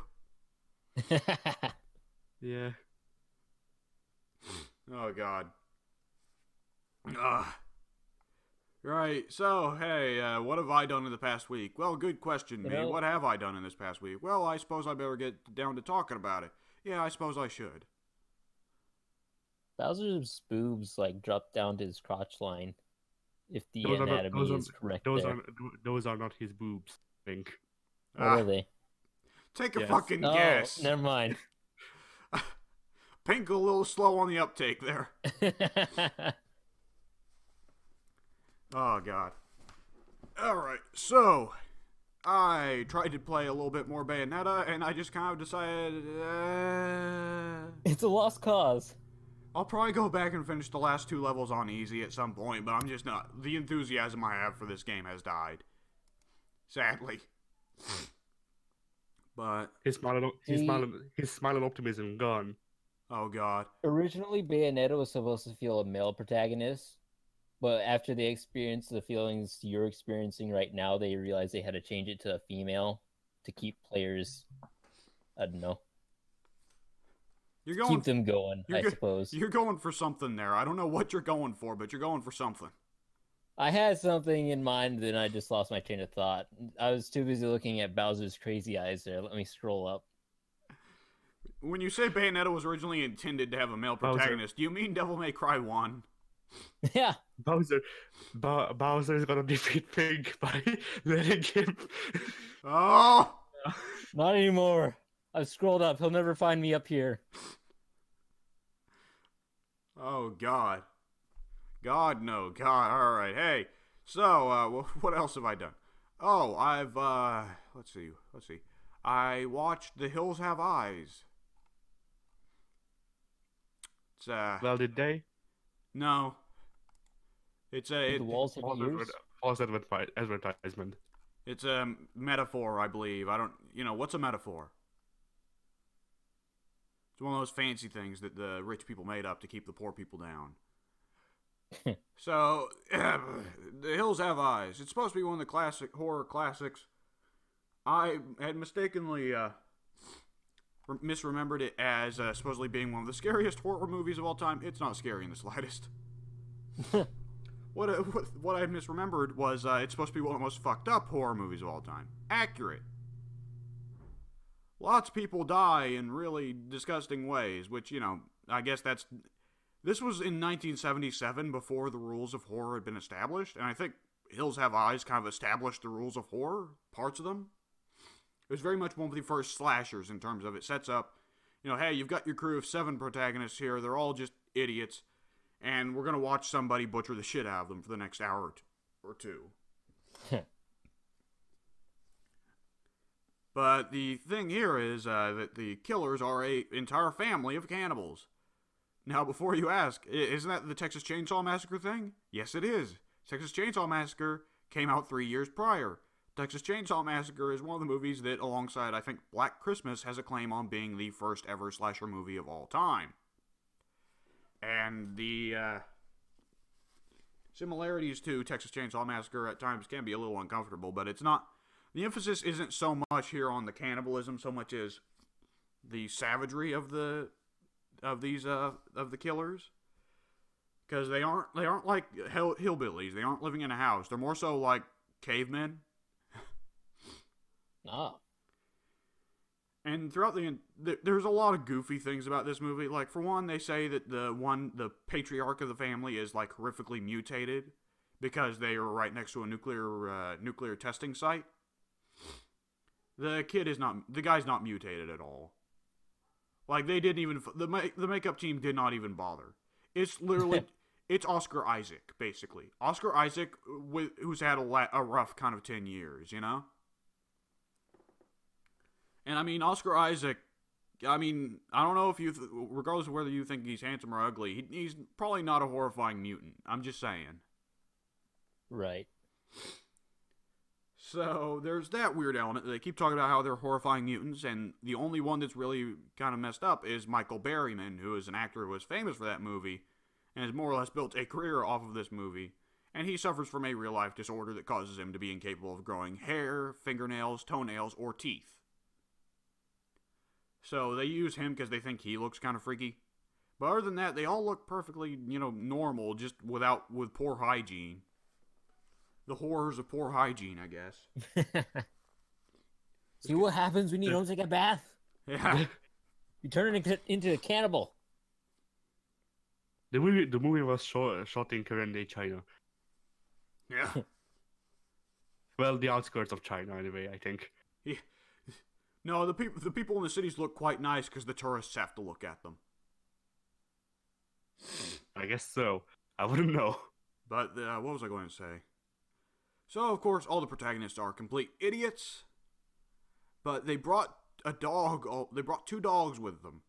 One of the dogs are named Beauty and Beast, respectively. Beauty dies almost immediately, gets killed by one of the cannibals. Here's the thing. The other dog, Beast, boy, does it live up to its name. Ruh-roh. Yeah, ruh-roh indeed. So there are... it's a family of 6 cannibals, but only 4 of them are really threats. Because 2 of them are chicks, and this was a movie in the 70s, so you couldn't really have a threatening chick in a movie. Or else, I don't know, somebody would burn down the theater. There's a part where a female protagonist gets a gun. She doesn't understand how the gun works. And it's like, come the fuck on. I know it was the 70s, but come on, how fucking difficult can it be? Pull the fucking trigger. What is this alien technology that the cannibals made up? It seems I cannot use this gun because I do not have a penis. Quick, somebody give me a penis. The gun has a hole that you insert your dick into for it to fire. It's like the keys to a car. You gotta put your dick in for it to go. No, it's like one of those big flamethrowers from frickin' Dead Rising? Dead Rising, yeah. Oh, it's God. that. Can we never invoke Dead Rising 3 ever again? Right. So, there's 4 cannibals that are effectively threats. There are 4 male cannibals that are threats. And one gets killed by one of the guys of the group and a chick working together. And they kill him in the most hilarious way possible. Firstly, they wrap a fucking rope around his legs, drag him through the desert. Then they blow him up. He somehow survives that. So the chick comes up from behind and just tears up his back with a hatchet. Like, he absolutely should have died from that. But then the guy picks up the gun and starts shooting the guy anyways. So And it's then like, they eat him. yeah, Rasputinian, that death. I mean, I guess it's a horror movie, so you want to be sure, but Jesus Christ, dragged through the desert, fucking ripping his skin off, blowing him up, chopping him up with a hatchet, and shooting him. I don't think he's getting back up. I'm gonna be honest. And then he only died because he swam through the river face down. And there's another one that gets one of the female cannibals, of course, the pretty female cannibal. She's the good one, because again, this was the 70s. Beauty equals goodness and all that. So she betrays one of the male cannibals because he tries to eat a baby. So she throws a fucking rattlesnake at him. The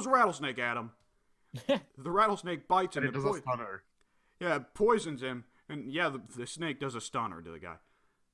And then the father of the baby pulls out a knife and just climbs on top of the cannibal and just stabs the ever-loving shit out of him. For a second there, I didn't hear father, so I just imagined this baby pulling out a knife. Surprise, motherfucker! You picked the wrong baby. I'm reminded of that stupid Sims game I ran where it had all the members of the FOS in it, and Pink and Grimmer became a gay couple and they moved out and adopted a daughter. I remember soon visited the house and started acting like an asshole. So Pink and Grimmer's baby daughter kicked him out. Wasn't that a thing where we had a vampire neighbor that wouldn't let them have sex? So we called him Cockblockula. I don't think that was a thing. I think all he did was he bit you. Was all he did. Or wait, was it? Or was that Mike's girlfriend? I can't remember. Whatever. That's enough inside jokes for today. Yeah, that's enough inside jokes for today.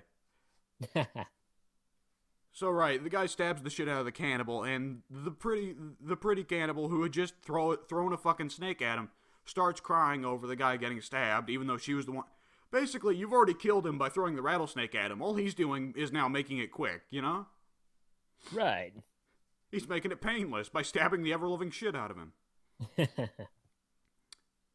So that's 2 out of the 4 cannibals down. Guess what happens to the other 2 cannibals? They eat each other. Fucking up too? Beast the dog lives up to his name. So there's one of the cannibals, his role is sitting on top of this big cliff with a radio, and he talks to the other cannibals and coordinates them, right? The dog comes up from behind, and I swear to fucking God, the dog drop kicks the guy off the cliff. Turns out, Beast the dog was actually a T-Rex animatronic all along. Oh God. From freaking Jurassic Park. And here's the thing that makes it even weirder. The dog then goes down to check on the guy's corpse to make sure he's still dead, which for one thing, I don't think a dog would do that. For the other thing, the dog somehow knows that the radio is important, so the dog takes the walkie-talkie and brings it back to the protagonists. I was hoping you'd say that he checks if he's dead and then he pisses on the corpse. That would have been awesome. Yeah. So the dog knows to bring the walkie-talkie. Here's the thing: the dog goes to knock on the protagonist's door to their trailer where they're hiding. The fucking dipshit with a gun shoots at the door and nearly kills the dog. The dog dodges the gunfire and brings them the radio. The dog sticks with the human protagonists for a while, up until I'm gonna go ahead. Up until one of the humans takes the dog with them to go check out the cannibals' camp. And they find out from the cannibals there that they've also got a walkie-talkie, and they're talking to a group of 2 that they sent out to go get the people at the trailer. And they've already left. They're long gone. But the human hears this, and he just says to the dog, all right, Beast, you know what to do. And the Beast fucking runs off, and it cuts to the Beast hunting down these 2 remaining cannibals, even though, I don't think there's any dog in the world that you can tell them, you know what to do, and the dog will know what to do. Right. And what the dog does is the dog splits the 2 cannibals up. The dog is smart enough to split the 2 cannibals up. it cripples one of them by tearing his ankles out so that he lags behind and he lets the other cannibal run ahead. And then the cannibal that had his ankle torn out, the dog distracts that cannibal, gets him to chase him into a bush, and then the dog flanks him from behind and tears his neck out. The fucking dog pulled a bait switch flanking strategy on the fucking cannibal. Like, I was joking, at this point the dog's just gonna do a fucking Rambo montage, right? Where he's strapping on ammo belts and cocking the guns and revving a chainsaw. Yeah. And so, out of the 4 cannibals that get killed, the dog kills 2 of them. By outsmarting both of them, hilariously enough. So I didn't, the movie was over and I felt it really hadn't aged well. It wasn't that scary. It was mostly just trying to be fucked up. So, out of curiosity, I looked up if there was a franchise. There was. There was a single sequel before they decided to reboot the series, because it's horror. Of course, they decided to reboot the series. And the sequel, guess what? One of the cannibals that fucking comes back, that had died, comes back, and it's revealed that there's a hidden uncle cannibal, of course, that was never mentioned. Guess what happens to those fucking cannibals? Get killed by beast. The dog kills them. And the thing is, one of the cannibals plays it up as being the nemesis of the dog. The dog is his nemesis. And I'm imagining like a Kill Bill thing where the dog, like, it closes in on the dog's eyes, it in on the cannibal's eyes as they're staring each other off. And I'm imagining it more on Elmer Fudd, Bugs Bunny thing. Yeah. And supposedly the dog drop kicks both of them in down mine shafts. That's how he kills both of them. I was going into this movie expecting like cannibal horror. I was not expecting dog Rambo. But yeah, with the gunshot dodging, I was going to say I changed my statement. Turns out Beast was Victorian era assassin Jacob Fryer along. Yeah, no fucking kidding. The dog cannot be stopped. Does not fuck around. The ultimate cannibal killer. Get out of the way, dog meat. Fallout needs to bring in Beast.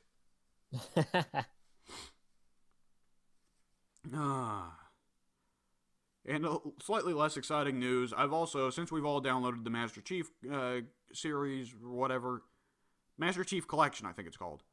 Right. Yeah. I played through the first half of Halo 1. I gotta say, that game's actually aged pretty well. I tried to play through the first game, but I just lost interest. Well, it's a classic FPS, so there's shooting and nothing else, you know? Yeah. They weren't all ambitious like they are nowadays. And for my part, I enjoy the simplicity, but I also enjoyed the game gunplay a lot. What difficulty did you have it set to?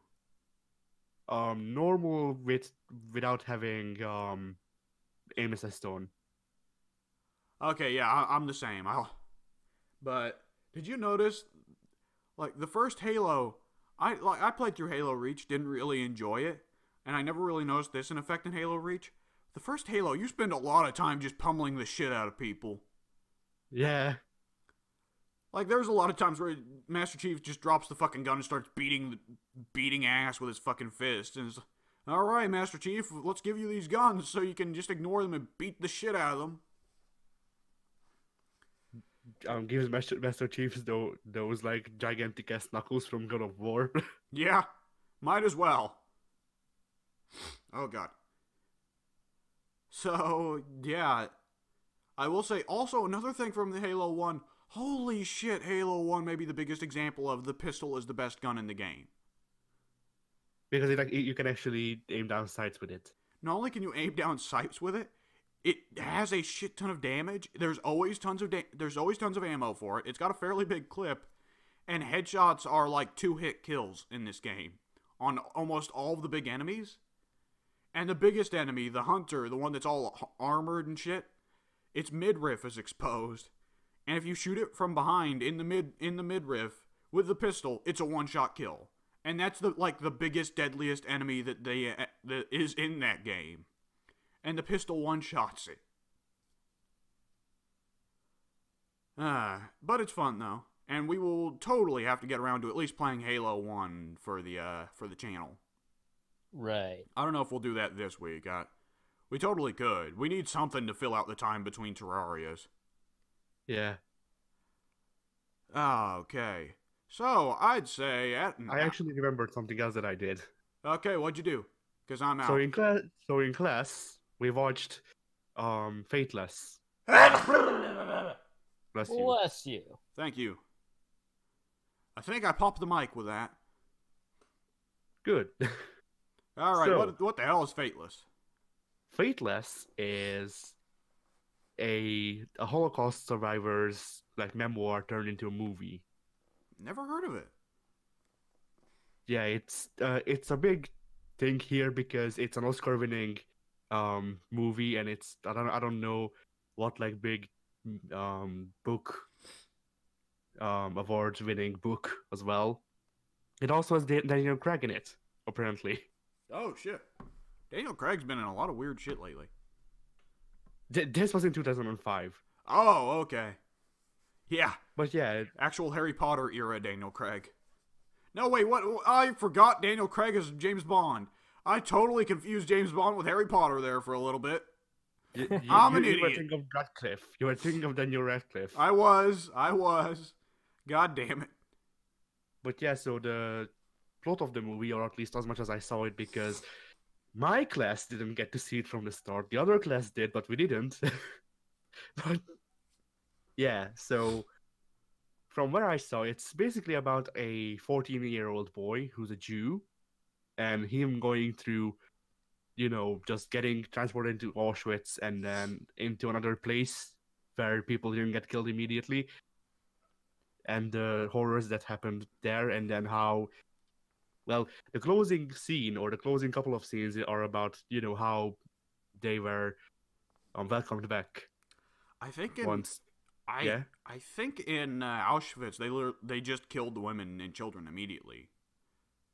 No, it was everybody who wasn't able to work died, I think. Yeah, but like that was including women, children, and the sick. Yeah. But I think 14 would have been enough. Well, 14 wouldn't have been enough to pass, but a lot of folks lied and said they were 16. Yeah, that's what happened here as well. Yeah, because there would be somebody standing by the line who would tell you, they're going to ask you your age. How old are you? And the guy says 14. And it's like, well, no, you are 18. So tell them you are 18. And they'd always be like, here. why lie about my age? Don't ask, just lie about it. Yeah, so it tells the story of from the Wikipedia article. It says it tells the story of a teenage boy who is sent to Auschwitz and Buchenwald. I do not know anything about Buchenwald. I know a fair bit about Auschwitz because I read Elie Wiesel's Night a couple of years ago. Did anyone else here read Elie Wiesel's Night? No. It doesn't ring a bell, but I might have. Really good book, really depressing book. It's probably one of the most famous ones about the Holocaust, other than, of course, Anne Frank's diary. Right. But, yeah, I know a fair bit about Auschwitz from that, and which one was it in Schindler's List? Which was the camp in Schindler's List? Was that... Oh... Fuck. Was that... It's on the tip of my tongue. It's got a D and a CH sound in it. I'm gonna look it up. Was it Dachau? I don't think it was. I'm looking it up as well. All Which right. reminds me, I actually will need to watch Schindler's List because of our history assignment. Schindler's List is a really good movie, man. Have you ever watched Schindler's List, Pink? I have not. Yeah, you should I probably... want to watch it too, though, so maybe one day I will. Schindler's List is the kind of movie that I had the opportunity to watch it for like 2 years, and I avoided it because I felt like I wasn't in the right frame of mind to watch it, you know? Right. It's one of those rare kinds of movies where you feel like you have to be ready, you know? Yeah. Krakow. I was actually really close with Dachau. It was Krakow. Oh, Krakow wasn't a death camp. But Krakow might have been. Krakow is a city now, is what I'm trying to say. Oh, Krakow, yeah, Krakow is the city. It was Plaszow concentration camp. Oh god, I need to go blow my nose. Oh!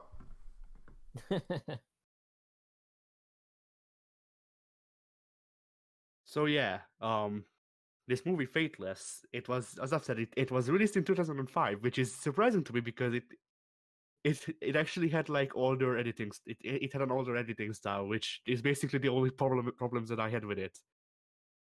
Because like I can't really talk about what happened there because or what happened in the movie because well, it's more or less based in history. So like I can shit on that because that is what happened, and from what I can tell, it actually was represented really freaking good.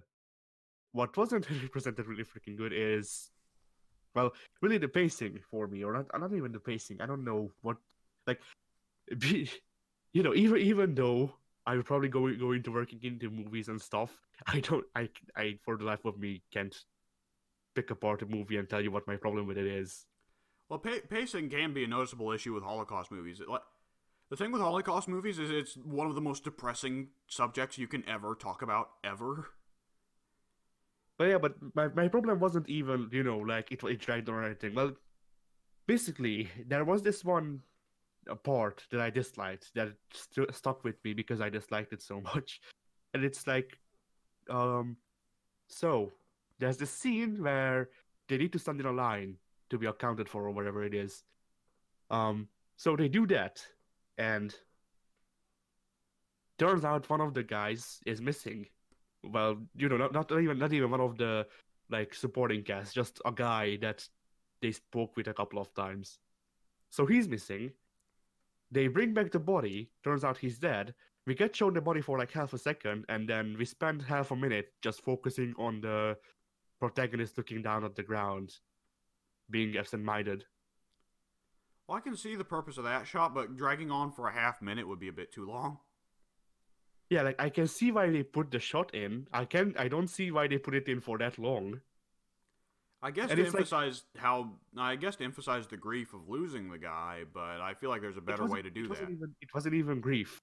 Here's the thing. It was. I think it was supposed to show how, because like I think a couple of minutes after this starts a like montage or something like, not even not a montage, but like we just get shown how as the weeks go on and everything becomes monotone and stuff like that.